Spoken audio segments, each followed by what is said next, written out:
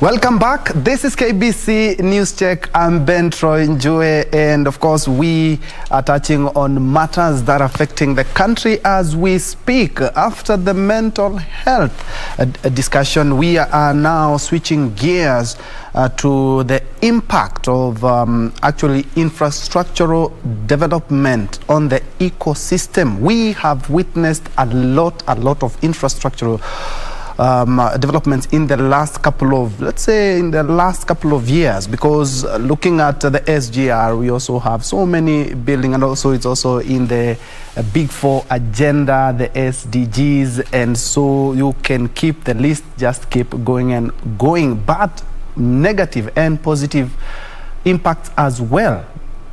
Well, to drive that conversation, I'm joined by Dr. Kipkorir Chumo, who is the Secretary of the National Environment Commission. Daktari, karibu sana. Asante sana. And to just start us off, we have United Nations Environment Program here in the country, and we are not doing very well when it comes to the environment conservation. And looking at the infrastructure, we can say we have done well in the last 10 years. Of course, let's just say that the Jubilee government have done a lot of infrastructural development. We didn't have the SGR, and we are seeing animals are even visiting us. Are we encroaching so much as we speak, as we make big developments? Thank you. Thank you so much. May I take this opportunity, first of all, to appreciate your invitation and also an opportunity that we can be able to have this discussion, especially on matters to do with environment, especially in this country. And I would want to say that you've already, begun by saying that the Kenya as a country, we are actually lucky to have UNEP as a UN body being headquartered here in Kenya. And therefore that is is a privilege, and therefore I want to thank the forefathers who fought for that. And then coming to that is, I'm sure you would actually expect that having a UNEP as a UN body within our midst, we should be doing very well. Yes.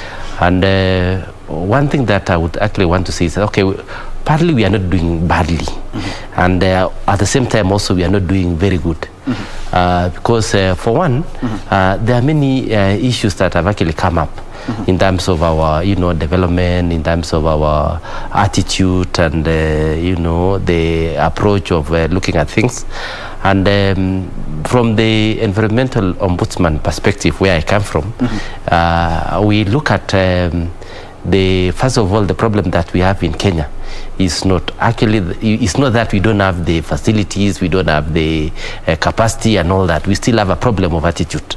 We really need to have attitude change, because first of all, to conserve environment, to make our environment clean, if you go back to our constitution, like our constitution has given the issues to do with environmental conservation a big start. And you will actually look at it in terms of even the preamble. They have actually talked about our environment. And then if you go to the constitution, section 42, unlike before, our current constitution gives the people of Kenya the rights to a clean and healthy environment. It's a right. It's not a privilege. It's not a, it's like a life to life. I mean, a bill of rights to living. And therefore, we are actually saying that it is the responsibility of all of us, whether you are in the government, whether you are in the civil society, and individually, as you and me, where, for example, if today you left home, and I'm sure there's a lot of waste that you normally maybe use. Maybe there were, things, waste from the food. And I'm sure if all of us would actually know that this waste needs to be kept in the right way so that it can be converted to something else that's actually meaningful, then I think we would be able to appreciate. When you take a matatu from your maybe your estate you're actually following or even driving. You drive, and in front of you is somebody who is, who has actually finished eating a banana. The next thing to do is just to throw that, the pill. Yes. Or, whether it's, for example, somebody is changing nappies of a child and actually throws those kind of things. You see, this is an attitude. Because they believe that there is somebody else who's going to do it. They always say, you ni kasi ya serikali. You ni kasi ya kanjo, the work of county government and all that. But you see, if you go elsewhere, where people have really appreciated the importance of keeping the environment clean, you will find, for example, what they do is that your dust, your waste is your business. Because if you have actually taken a banana, then the waste is your, look at the place where you can actually take it. Whether, for example, maybe we get a place where you can now put things like recyclables. Like if there are bottles, you can actually put plastics. A place where you can actually put, for example, the foodstuffs, so that for organic waste and all that can be used to generate energy and other things, fertilizers and all that. And you can even recycle the plastics to something else. Yes. So, that is the attitude that we should be now inculcating to the people of Kenya. Kenyans should actually go that way, and so that we don't actually talk about saying this is somebody's business. It's the county government. It is the Ministry of Environment. It is who, yes. But it should actually come from us. And therefore, if we can actually do that, yes. Then we can now do the right thing at the right time for the people of Kenya. Yes, and we should be able to say, yes. UNEP yes. will just be able to, we will be able to appreciate when people come yes. to the meetings here. They should actually say, number one, environmentalists are actually Kenyans. Yes, yes. Good. That's a good foundation. Yeah. Next, you'll tell us your work and your mandate at the commission. And in case you just joined us, this is KBC News Check, and we are looking at infrastructural development on the ecosystem, and I'm joined by Dr. Kipkorir Chumo, who is the Secretary of the National Environmental Complaints Committee, not Commissioner, as I had earlier alluded. And before we crossed over to the Pan-Afric, we were talking about setting the ground for how, of course, the infrastructure are currently affecting the environment. Kindly tell us the mandate of your committee, the Complaints Committee, and tell us how infrastructure has affected the ecosystem. We are seeing a lot of dams. We're seeing the SGR, and of course the Kisumu one. One actually is passing through a national park. We are also seeing roads and buildings mushrooming each and every day. How have they? What is the impact on the ecosystem, and especially on the environment? Yeah, thank you so much, Ben. I want to say, first of all, that the National Environment Complaints Committee, which is the Environmental Ombudsman, is an institution that has been anchored in law with respect to Environment and Management Coordination Act, what we call, normally referred to as EMCA Act of 1999, that created many other institutions like NEMA, NETFAN, National Environment Tribunal, and the Ombudsman, which is the National Environmental Complaints Committee. So we are actually in that law, section 31 to 36, gives us a mandate of one, to receive complaints regarding to environmental degradation, and also oversight NEMA on their working or the way they do their business. Number two is also to do what you call public interest litigation, which is actually basically to take people to court or to do what you call alternative dispute resolution, so that you can actually, execute and do a case that is would have been taken to court, the normal courts, but we can actually do it at the level or between the person who is affected and the person who has actually, committed an offense, an environmental offense.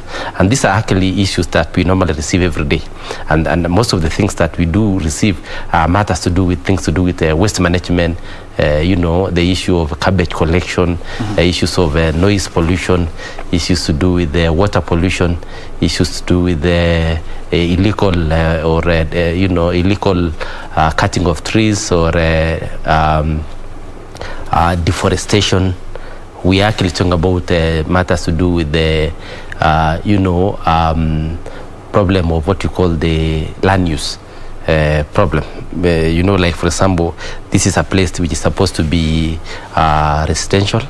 Then within a short time you are bringing a factory, or the other way around. It is an industrial area, then you're actually taking a residential area to that place. What would happen? Obviously, will be a conflict of use. Somebody would say, after putting up structures like residential, people will have problems of noise pollution, air pollution, and all that as a result of the factories.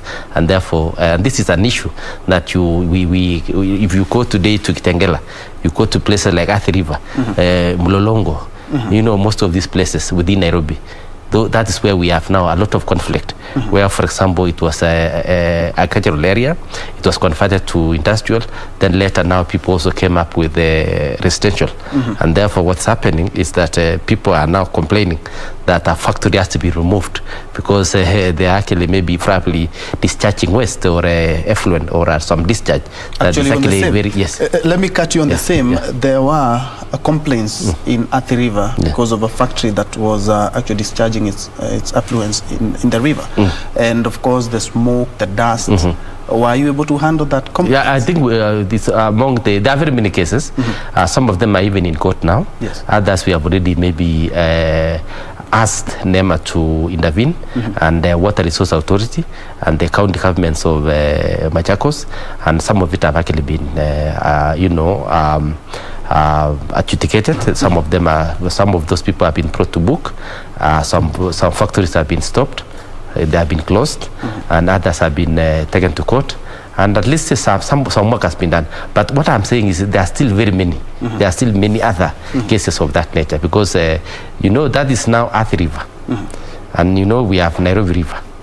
That is actually passing through Michuki Park. Yes. And somewhere in Thika, they will be able to join and form what we refer to as the famous Athi River, that actually goes all the way to the ocean. Yes. You can see this is the same river you're talking about that is actually passing through Twake Dam. Yes. And you remember that it has issues because all this water goes to Twake Dam. We expect it to be used by people, but along the stretch, a lot of pollution is taking place. Yes. And therefore, those are the issues we are talking about. So, as National Environment Complaints Committee, those are the kind of, I've just said about a few of cases that we receive. And then we can take them to court and all that. So the question that you have been asking us, Ben, is who brings these complaints? And I say that anybody can bring any complaint, whether you are an individual, whether it's a community, whether it is a civil society, whether it's an agency. Anybody would be able to who feels that we have a problem. In the past, when we didn't, before we changed the constitution to the current constitution, we used to be asked, there used to be something called locus standi. Yeah. Like for example, today you pass through, you go to Mombasa, maybe around Gibarani, you see something. You cannot complain because you don't stay in Mombasa, you stay in Nairobi. That was what used to be, because somebody would ask you, what's your locus standi? Why are you complaining? Yes. And you are not staying there. But today, nowadays, the constitution is very clear. You can complain anywhere. You can even go to Kisumu today and see something that is as a passersby. You are actually going somewhere and you find there's a problem. You can still complain, and you can even take anybody to court. And you can on the same. Yeah. We have a lot of dams, and of course, when government has dam projects, they are mega dam projects, of which they inconvenience a lot of people. We've seen even accidents in the Rift. This infrastructural development, despite the fact that they're being done by the government, they are also affecting the people around. Yes. How do you deal with such complaints? Thank you so much, Ben. I think infrastructural developments are very good. We really need them. Yes. We need roads, because you cannot do any meaningful development, or probably the economy cannot improve if the roads are not well, and therefore you need roads. And where do you get these roads? You at least they'll pass through a river, they'll pass through a mountain, they'll pass through a forest, they'll pass through a wildlife sanctuary like a national park, and they will also pass through an estate and all that. We also want to have dams, because, like, for example, I was seeing WWF, Worldwide Fund, for example, has actually reported and actually say that we have over 45,000 dams across the world. We have a lot of them. Like, for example, in Kenya, we have many dams. Like, for example, dams that are actually supplying water to Nairobi, I think they're almost 3. And then we have others supplying Nakuru, they're supplying Mombasa, others, all these dams now. And therefore, where are they being built? They are built somewhere. And at the end of the day, they have got what we call serious impacts on the fauna and flora. The ecosystem of that place is highly affected. I mean, as you have actually said, look at, for example, we are actually talking about putting up a dam in a forest. Yes. Because where do we get water? Most of the water comes from the water towers. Yes. Either maybe Mount Kenya, for example, or Cherangani, or Mau and all that. Yes. Just close up here in Kenya, but we have very many across the world. So, but if you find, for example, these dams don't just occupy a small place. You would find, for example, a whole dam can spend, for example, we can actually it can occupy maybe 100 acres, 1,000 acres, up to 3,000 acres. So you can imagine if that was a forest made of indigenous forests with a lot of animals, endangered species of trees and all that, all of them being cut to create a dam. So obviously, you are going to affect the ecosystem. You are going to, divert the water. I mean, to interfere with the hydrological cycle of that area, of that ecosystem, and therefore it has a lot of impacts on the same. We need water, but at the same time, we also don't want the same water that we're actually talking about to start causing destruction or instability as far as ecosystem is concerned.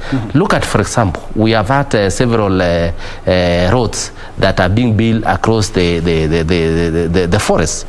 And if you're talking about a stretch of 100 kilometers, for example, how much forest are you going to destroy? It is actually enormous. It's a lot.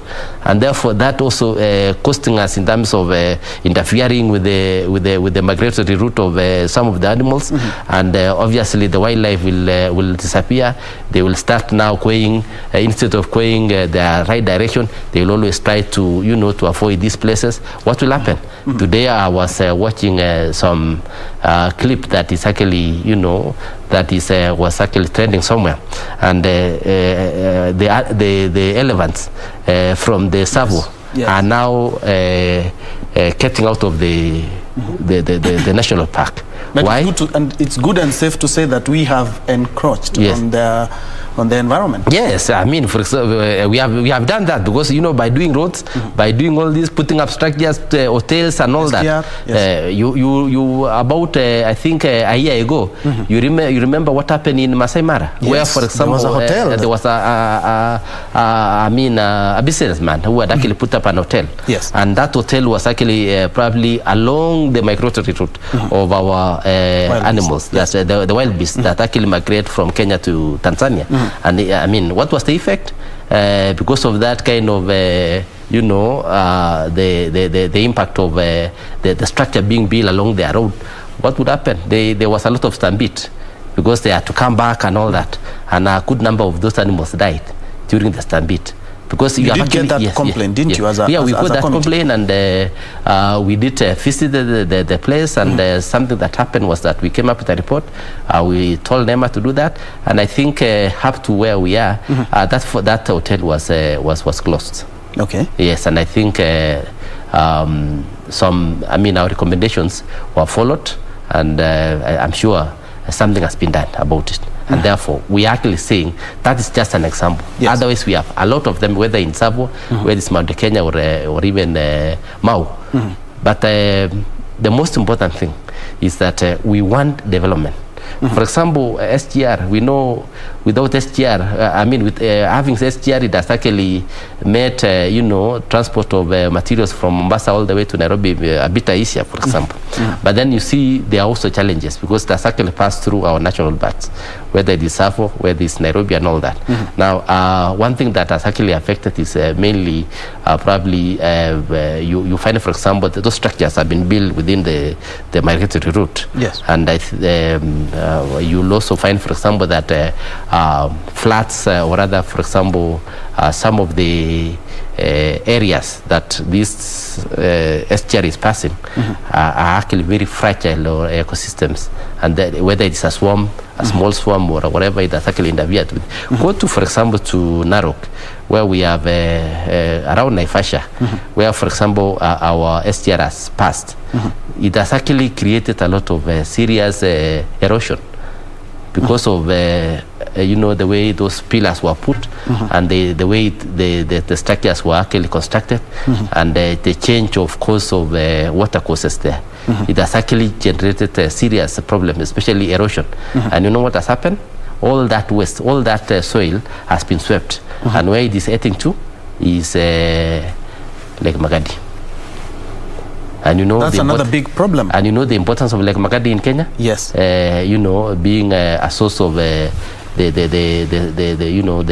soda ash that we actually export. We know we are one of the major exporters of soda ash. Yes. But I want to tell you it is now threatened because we are actually seeing, we were there the other day and we found, for example, that almost a quarter of that lake has been filled with a lot of, silt from Naivasha area.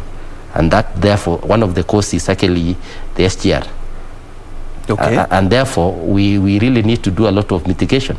To start now, maybe probably having a lot of major stakeholders coming on board so that we can be able to plant the trees, stop erosion, do a lot of embankments and all that, so that we can actually salvage Lake Magadi. Otherwise, as we are talking, Lake Magadi is actually on the trend, on the downward trend of actually closing up. Now, let's look at it this way. In your committee, you have been able to sort out, for example, the issue of Athi River, the issue of Savo, where the hotel was built along the migratory route of the animals. What happens to infrastructural development that you cannot avoid? Case in point, the SGR, as we've spoken. Also dams. There are dams coming up. Thank you. You know, what we are saying, as I said, if we can remember what I said, Ben, is that as a National Environment Complaints Committee, being a government agency, and the fact that we appreciate the fact that we need to do development. We cannot, because, you know, the population of Kenya, since independence, for example, maybe we are almost maybe 6 million or 20 million, something like that. How many are we today? We are talking about almost 50 plus. Yes. And therefore, that means, for example, that there is a population pressure across the world, and in particular in Kenya, where now even some places, what we call the open spaces, are now becoming smaller and smaller, and therefore we are now having Kenyans now encroaching into these ecosystems like the forest or wetlands and all that. And we want SGR, we want the sub highway, we want the expressway, we want the dams and all that, because without those ones, for example, we will not be able to achieve our Agenda 4. We will not be able to see that we get industrialized by the year 2030 and those kind of things. So we need development. The issue is what kind of development. Then now we can be able to answer that according to the MCA Act, it has given a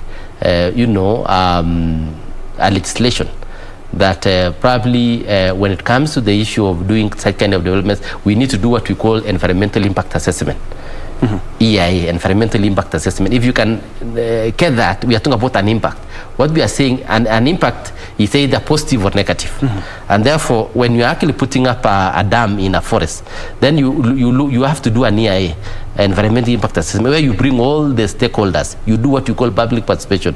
You bring the people living around. You bring the Kenya Forest Service. You bring Water Resource Authority. You bring the community living around. You know, all that. And then you say, okay, we want to give you a what do you call a dam that is going to supply water to Kisumu, to Kericho, to Mombasa, and or for example to Marsabit and all that. Then we are saying, is it okay? Look at it. What are the gains and what are the losses that we are going to get? How many? What will be? How much forest are we cutting? What will be the waste in terms the loss of the forest, as compared to the benefit, the good of getting water? Yes. So there is the scientific way of just balancing that. If, for example, the effects are, the negative effects are more than the positive effects, then you leave it. When they are more, then you can now say, okay, how do you mitigate? How do you correct? And you can be able to do that. You for example, instead of putting up a dam maybe within the forest, you can actually come down to a place, you can get another alternative. You can still get the same water, but not necessarily cutting what? 3,000 acres of forest.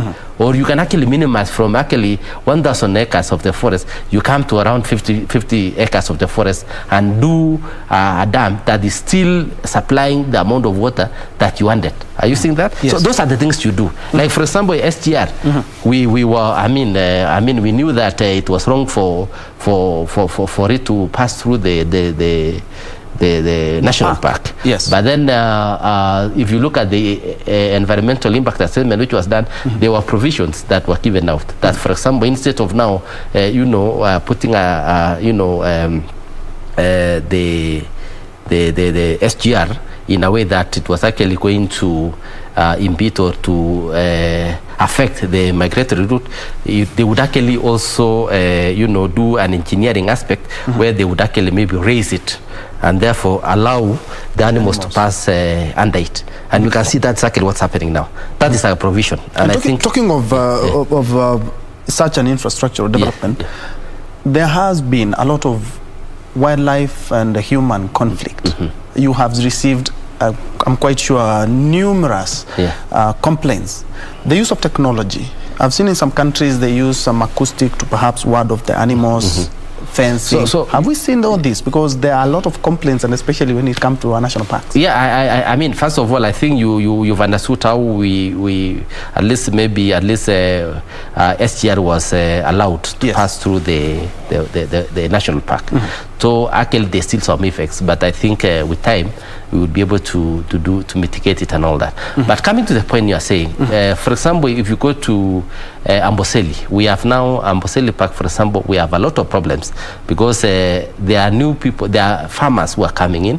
You know, that place used to be it was actually basically two economic activities were going on there. One is the issue of tourism. Number two is pastoralism. In other words, the farmers there were actually keeping cows and all that. Yes. So there was little conflict between the between the pastoralists and the tourists, because animals were animals, you know. Yes. But then now, what is happening is that the people are now, because of the population pressure and all that, new technology and all that, people are now coming in and doing farming, where, for example, they are growing avocados, mangoes, maize and and all that. So what's happening? They're actually putting up across the migratory route, where animals were just passing from this other national park, for example, this other side, all the way to Amboseli. Yes. And therefore, we are now experiencing what? The human-wildlife conflict. Yes. The elephants, for example, are getting out of that point and actually getting, destroying property in terms of crops and all that. Yeah, they're hitting and we have a lot of complaints on the same. We have now complaints which are being adjudicated at the National Environmental Tribunal. We have actually done a lot of cases on the same. We have recommended NEMA to go and, remove and cancel some of the EIA licenses, and they have done that. So what we're actually saying is that we cannot allow, as environmental ombudsman, when we are seeing that the people of Kenya are actually suffering, because when there is human-wildlife conflict, who suffers a lot? Our people suffer because people lose property, people lose life, and that kind of a thing, at the expense of maybe 1 or 2 people who are actually enjoying the right of farming. So unless they do a technology that is actually environmentally friendly, we cannot allow, and we can't allow, and we can only advocate that we do the right thing for the people of Kenya as far as environmental conservation is concerned. Yes. Because we need to minimize human-wildlife conflict. Yes, as the Environment Ombudsman, how does one file a complaint? Perhaps it's a project that is affecting me alone, perhaps in my homestead. How do I file such a complaint? First of all, I want to say, Ben, that National Environment Complaints Committee, as I've told you, is a government agency. We do all this we are saying, receiving complaints, investigating, and even taking them to court. We do it free of charge. Okay. Because we are actually using the resources of the people of Kenya through taxpayers' money, and therefore we cannot again. This is, I mean, the drafters of MCA felt that they needed to have a point or an institution that would be able to be an advocate of the voiceless.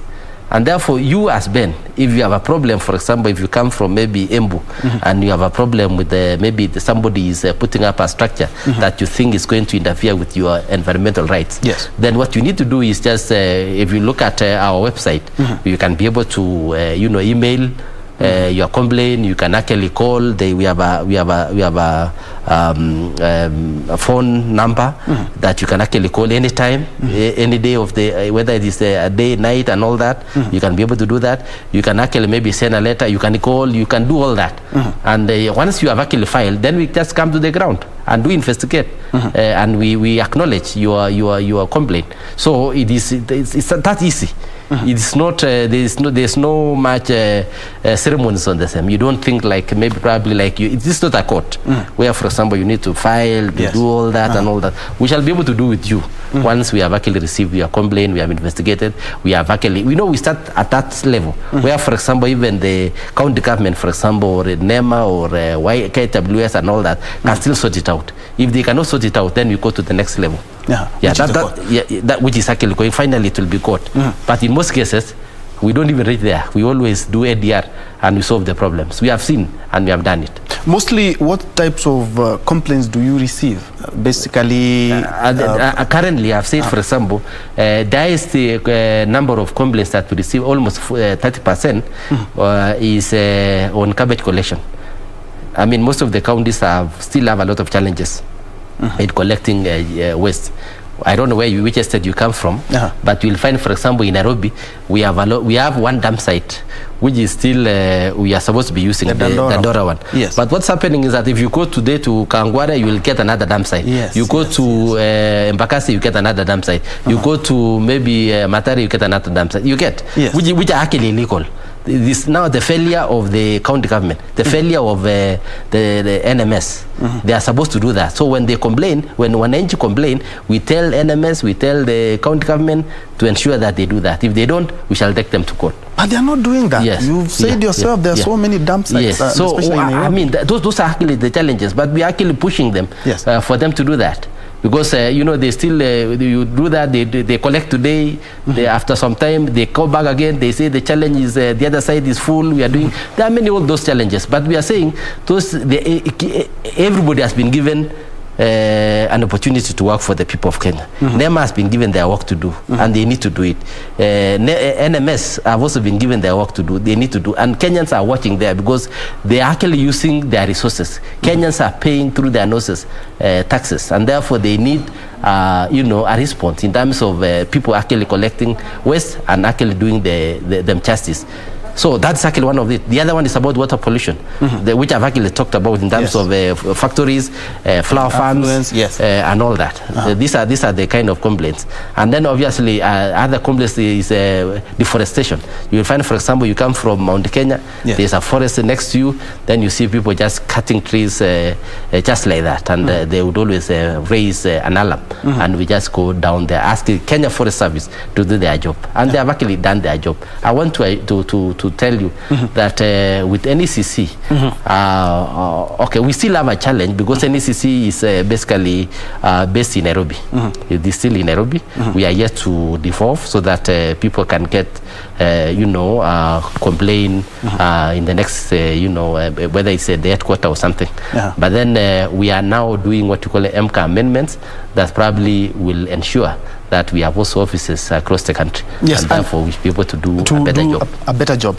And I've seen most of the people, if they are taken anywhere, if it's an ADR or anything, they run to court and seek court orders. For example, if we decide to prosecute all those people who are dumping everywhere, they might go to court and get an injunction. How do you deal with that? Yeah, I mean, one thing that I would want to say is that, those are challenges of litigation. And everybody is given a right to I mean, even if I take you to court, or I tell you to stop all that, you have a right to still go to court. Are they dragging some of the efforts that you are seeking to make there are many cases. Like, for example, I want to maybe probably mention some of them because some of them are still in court. I don't need to do that. But what would happen is that, Kenyans are, I mean, nowadays, I would want to say ni wachuachi. You just start working on something, it runs to court, gets an injunction and all that. And then finally it takes time. Yes. But that's why we actually prefer most of the cases we do it ADR, alternative dispute resolution, where, for example, it can be one-to-one, and some of those things work. The issue of court, a case can track, for example, maybe 1, 3, 4, 5 years. And it was an issue that could have been, settled in months, within 1 or 2 or 3 weeks. Yes. And that's actually the best. The drafters of Constitution wants us to use ADR so that we can actually minimize the number of cases that are actually going to court. And it is actually cheaper. Yes. And it's actually friendly. As we wind up, what can we do also as Kenyans to ensure that your committee doesn't receive as many complaints as they are, because we are living in the same environment that we are destroying? Thank you so much. I want to say that first of all, in Kenya we have a lot of legislations. In fact, in Kenya we have MCA Act, for example. We have not even implemented, for example, 30% of it. And what's happening is that I want to say that, do you know countries who are our neighbors? How many of us are normally go to Rwanda, for example, to go and do benchmarking? Most of those legislations, they come and borrow from Kenya, and they can't implement. And so the problem we have here is that we have those implementations are a problem. Because I think we come up with very good legislations, and then within a short time we say, oh, this one is as a problem. It has limitations. We start again another process, and we like doing that, but we are very poor in implementation. In fact, what I would actually want to say is that if NEMA, for example, Water Resource Authority, the county governments, all these, Kenya, for example, KWS, Kenya Forest, if all of us would be able to do their job as per the constitution that we have, as per the legislation that we have, I want to tell you that we can actually move, we can go far. In fact, other countries we should be coming to Kenya to benchmark the way we do legislations and the way we implement them. But then members of parliament, members of county assemblies, what they do is that every now and then they go back to even to Rwanda, where some of the Kenyans are the ones who are actually implementing. So as you are saying, we want to probably want to tell Kenyans that the issues to do with environmental conservation is our responsibility. It's a responsibility of everybody. Let us actually do it as people of Kenya, as one, being focused, and then we can be able to do the right thing. This is our country. This is our environment. Thank you indeed. Actually, we should have this conversation again, because not many people knew that there was a National Environmental Complaints Committee that actually looks into issues or matters, complaints when it comes to the environment, be roads, dams, or infrastructural disputes. That is where we put a cap on News Check. We're giving way to Kurunzi Mashinani. I see Gladys is prepping that. Thank you so much for watching. I've been hosting Dr. Kipkorir Chumo, who is the secretary of that complaints committee. My name is Ben Troy Njue. Anwangeshi has been our sign language interpreter for this still morning. We will be seeing each other at 1 p.m. Thank you for watching. Thank you so much. Thank you sana daktari. Asante sana.